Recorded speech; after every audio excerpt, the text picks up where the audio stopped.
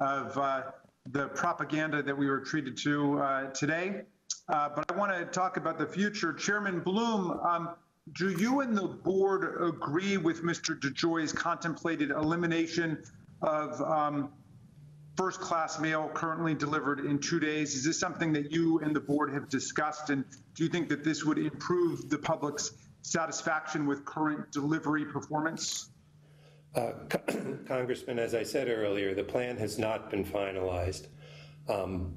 So I have to simply rely upon my broad statement, which is the plan, and you will obviously have a lot of opportunity to diligence it. But the plan is committed to revitalizing and strengthening and growing the Postal Service. There will be elements of it, I suspect, that some don't like, and there'll be elements that others do. But I guess I would ask, Congressman, that when you evaluate it, you look at it in its totality and ask whether in its totality it moves the Postal Service forward.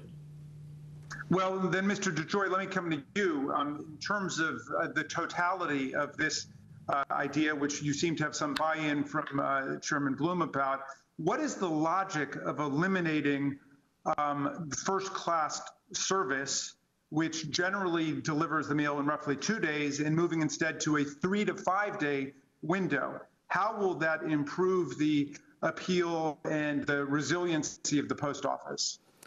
Well, we believe that the appeal of the the appeal of the Postal Service will survive these minor changes that we're making. Not coming up with an operating model that can get out of losing $10 billion a year will, somebody mentioned, a future death spiral. I would suggest that we are on a death spiral. We cannot, even with this legislation, we cannot continue to lose money. Now, local, what we're looking at with regard to, we're not first class is still a very, very big part of our service to the American people, and it's a very, very big part of our model. We have, in order to meet first-class standards, in order to meet first-class standards, we have operated many, many different networks that cost us significantly and have not made performance. Okay, the time belongs to Do you plan to prevent first-class mail from being shipped by airplane? I'm sorry? Do you plan to prevent first-class mail from being shipped by airplane?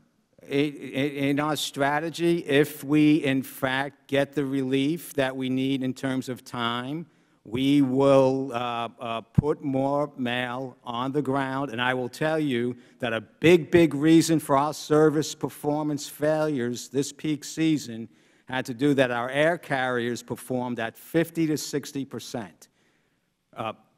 Well, okay, so if you would just explain the philosophy behind this contemplated change, how does changing the standards to lengthen delivery times, to double or triple delivery times, successfully address service problems? Well, you cannot.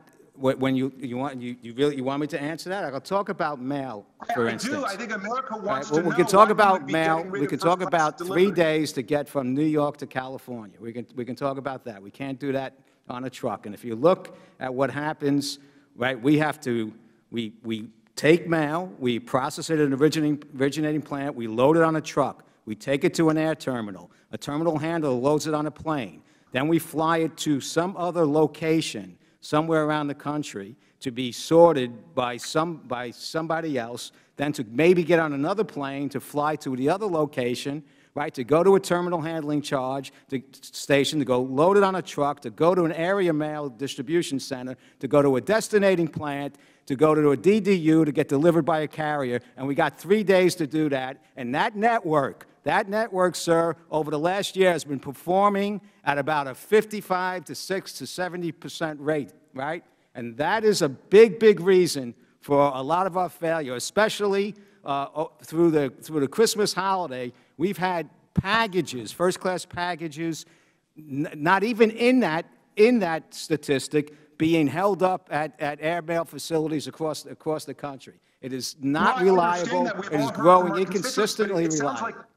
it sounds like your solution to the problems you've identified is just surrender.